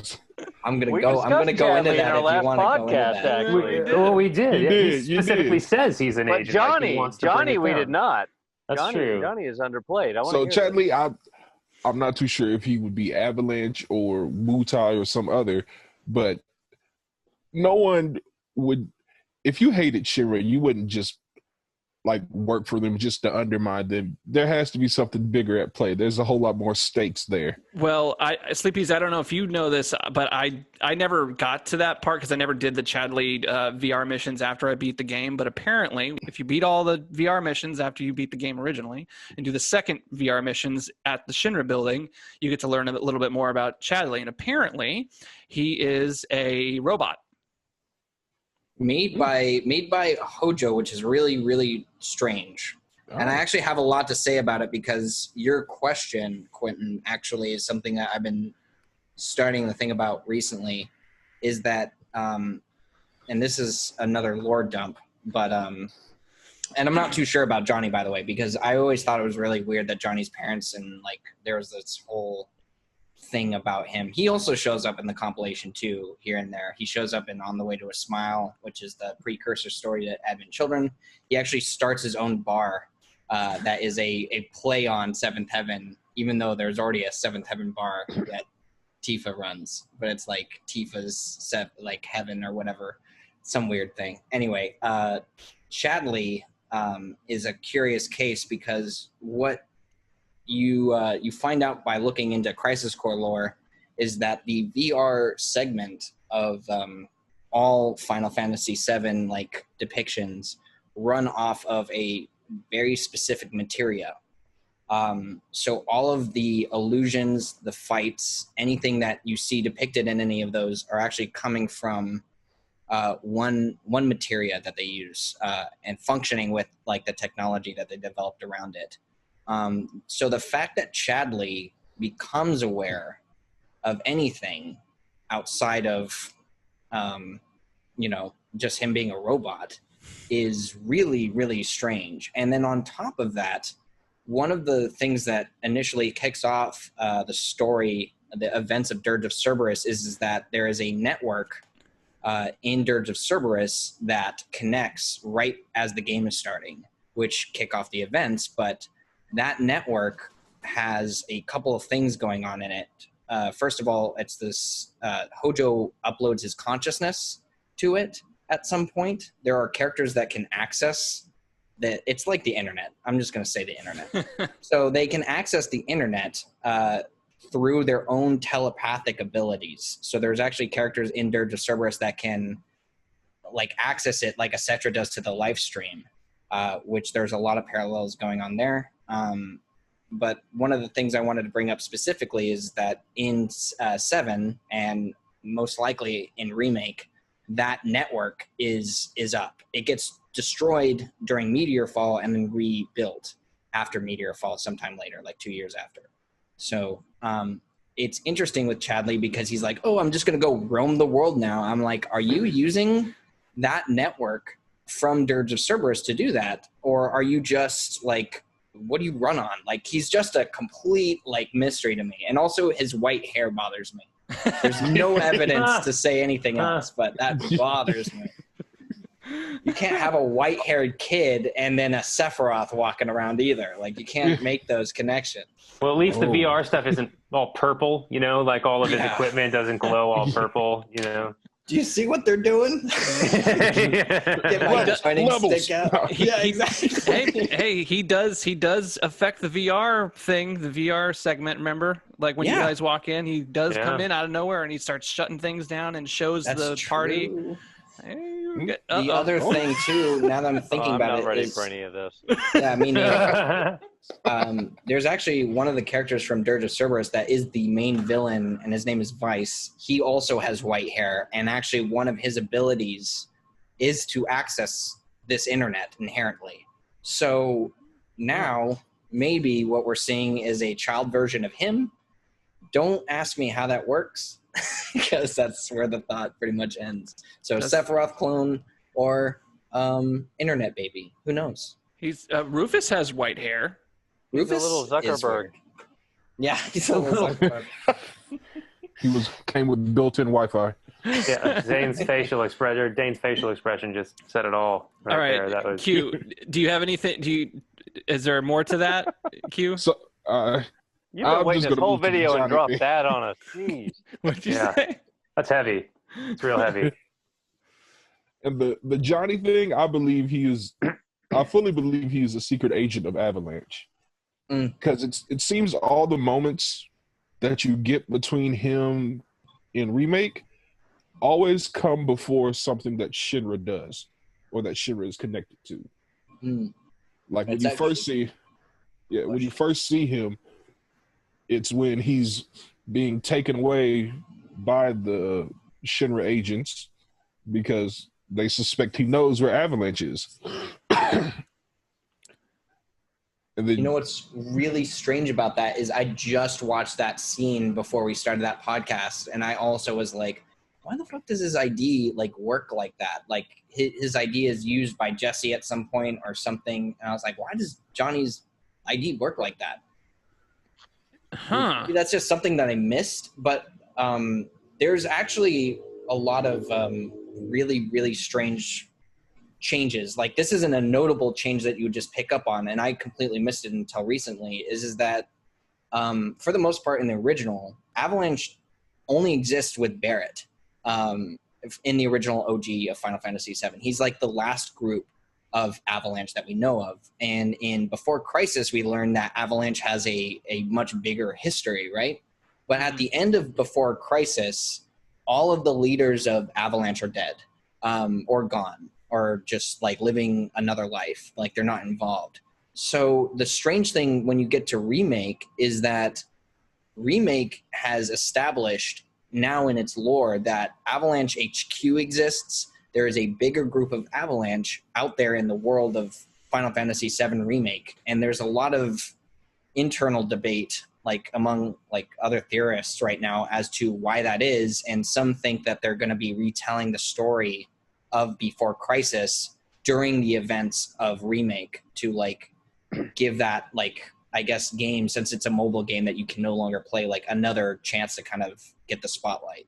So it's very possible that Johnny could be a part of Shinra HQ, and we'll get getting a, because you know he's such an interesting character in Remake. Like in OG, he's like kind of just there. You know, he's just kind of like this weird, creepy dude that's hanging out in front of the strip club, essentially. You know, and then in this one, he has so much more personality, and he's actually voiced by a major voice actor. He does voices for all sorts of video games and animes and stuff like that. He was the main voice actor for Spider-Man PS4. So that's that's just to showcase like how big of an actor this is. So Johnny is Spider-Man? Johnny is Spider-Man. Levels. Spider-Man.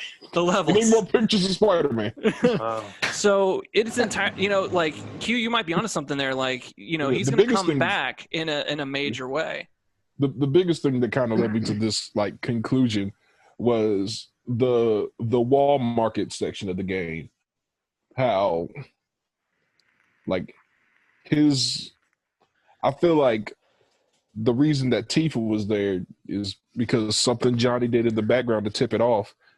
And he knew that Tifa was working with Avalanche and Corneo was up to something, and kind of left it up to her to figure out what's going on without directly getting himself involved.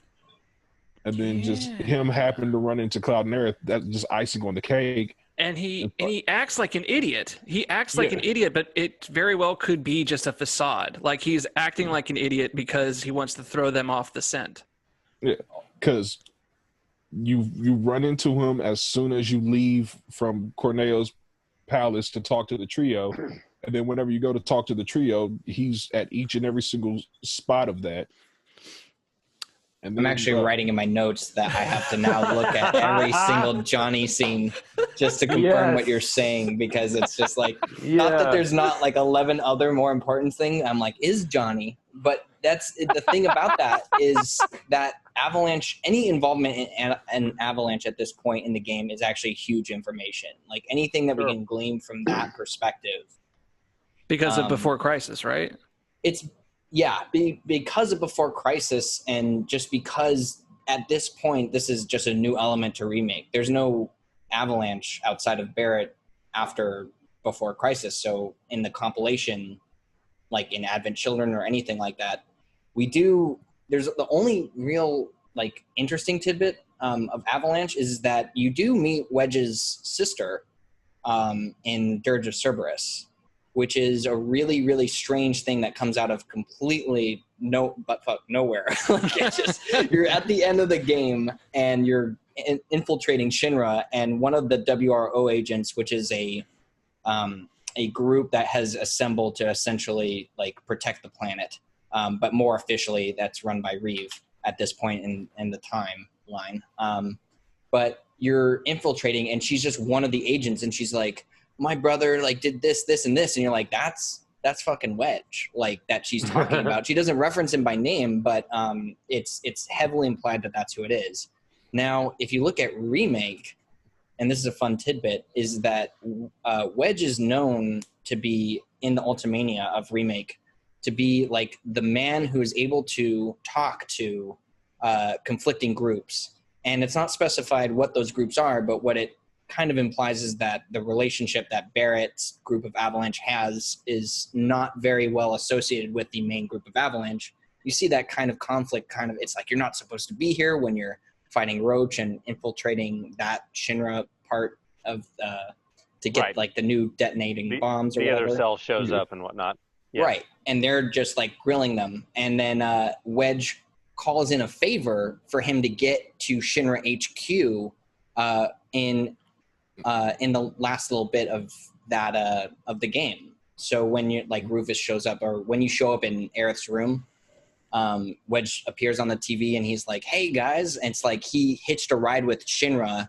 By the way, that's another big mystery that I know people get confused about, is why President Shinra is outside on the helipad, like why he's like thrown through glass. Oh yeah. Is that one of the leading, and I was actually this was brought to my attention by somebody else, but I thought it was really cool, is that one of the goals of Avalanche's presence during that scene is that they're trying to flush President Shinra out of Shinra HQ.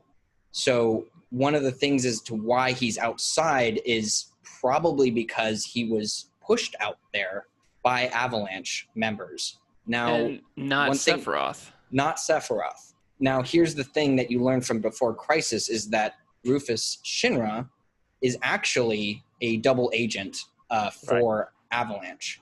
So what people... Section. I know, it's crazy. So what people are saying is that Rufus actually told this new Avalanche in this new story that this is my father is going to be here.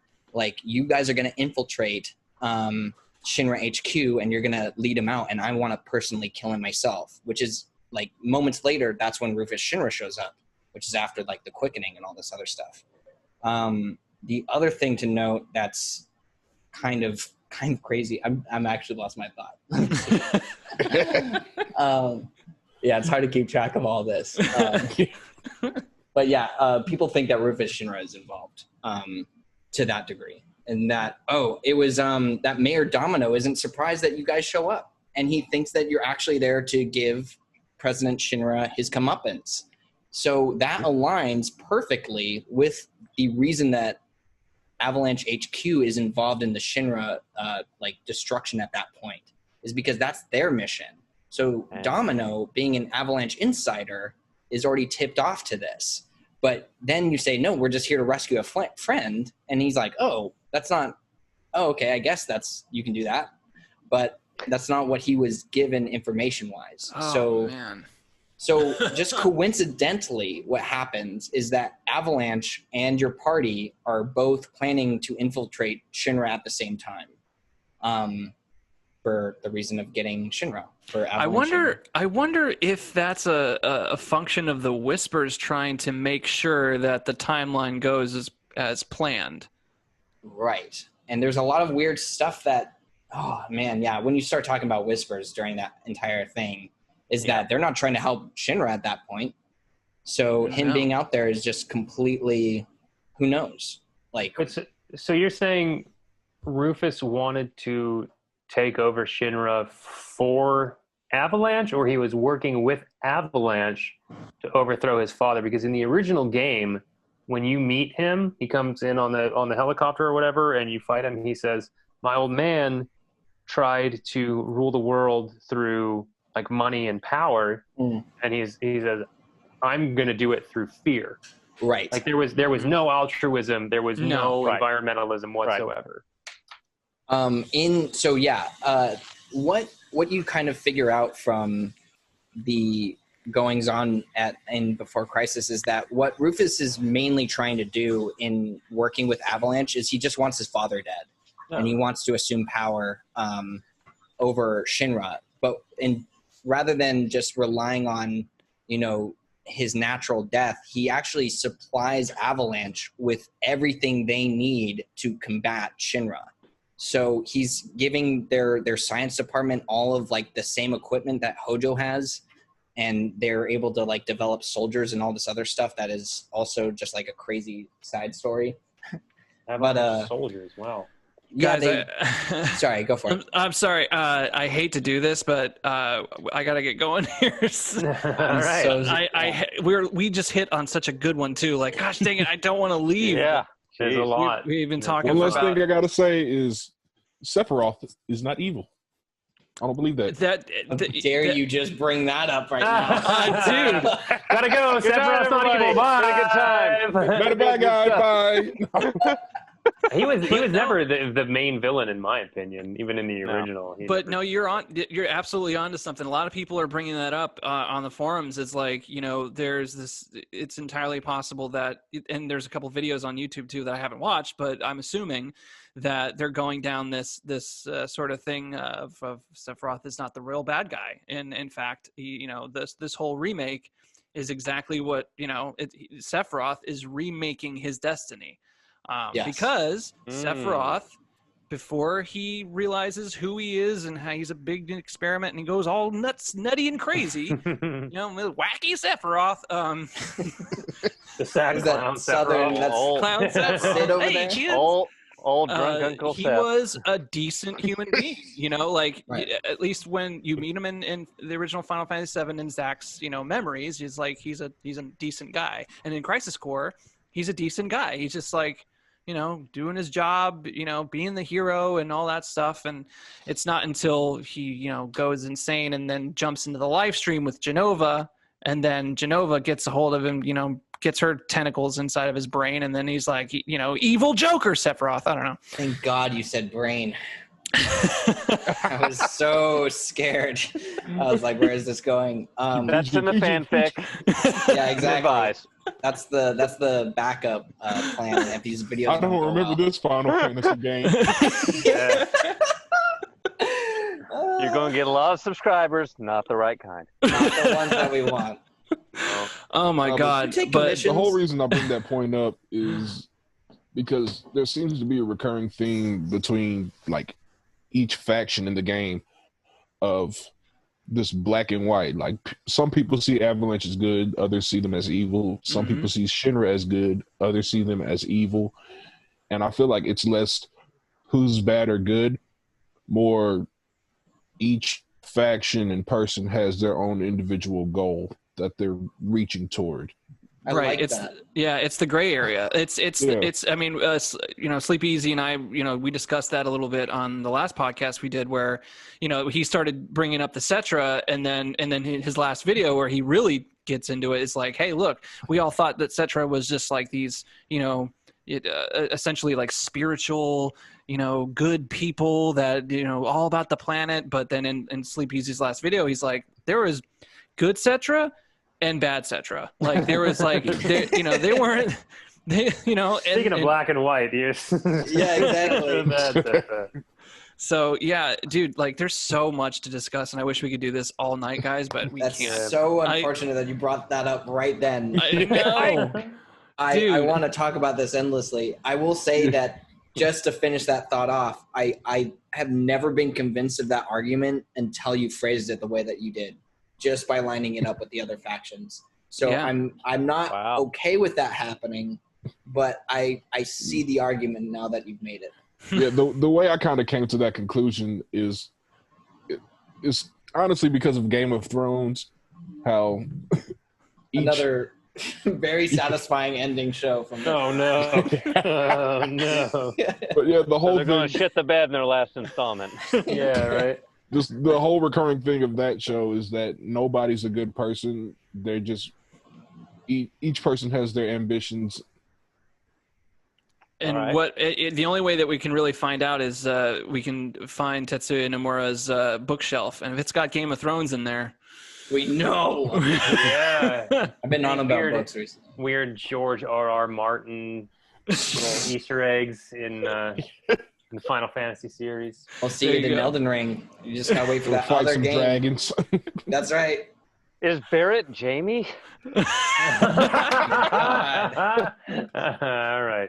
That's what Well, it's right. Oh my god! Oh, Thank you, everybody. I love Barrett. This is Dude, so good. It's an Guys. aggressive man with a big gun on his hand. Like, you can't go anywhere in public with him. Just yelling at people on trains. Like, you got a gun on. Come on, I dude. love I that thought you were no one- cool. And stuff. I Yeah, love that no pizza. one suspects him. Like he literally Yeah. he has a gun on his hand. Where is He's Avalanche? an Can upstanding somebody tell me? gentleman. Where is this guy sword with on a his big back. sword? Right. Oh my All god. these We have not upstanding located the gentlemen. insurrectionists. Oh, So where are the guys. rails again, Shane? Yeah. Yeah, guys, this was so much fun. I thoroughly yeah. enjoyed every bit of it, and we didn't go off the rails as much Indeed. as I thought we would. Yeah. This is really great. Everyone was Given really this crew, yeah. Yeah, given this crew. we nailed it. we nailed it for sure. Good Bar job, was low. guys. Good job. Well, you can see Sleepeasy's videos on his YouTube channel, Please do youtube.com/sleepeasy, right? Yeah, absolutely. Did You'll want to do that for sure. Yeah, or you can just check out the video link in the description, because there's another guy named Sleepezy that has another YouTube channel, and we're not gonna go. That's not that guy. Definitely. I'm sure not he's that a fine guy. individual. Let me just say. We're But bringing him on next time, even though he has nothing to say about Final Fantasy. Just force him into a Final Fantasy conversation. yeah, you can check out Quentin's stream on his Twitch channel, QuentyDePoo78. Am I right? Yep. That's right. Check All that right. out. And you can follow Dane Kinser on Stage Right Guitar on Instagram, and not Tony Danza, Justin Smith on Instagram. Guys, thank you so much. This was so much fun. Oh, and thank you, man. Let's do this again. Yes. Please. Man. Yeah. Yep. 100%. This is a lot of fun. We'll call it like Game Companion, like Joe Rogan's Fight Companion. We'll have like Game Companion. Perfect. Game The companion. Sephiroth Yeah. thing needs to be settled. Yeah, we need exactly. it. Yes, we'll come. We'll pick up right where we left off. All right, guys. You guys all have a wonderful day, week, whatever. I'm tired. Unit of See you later. have a wonderful arbitrary unit of time. Yes, there you go. Yeah. I was just trying to FaceTime my mom. How did I get here?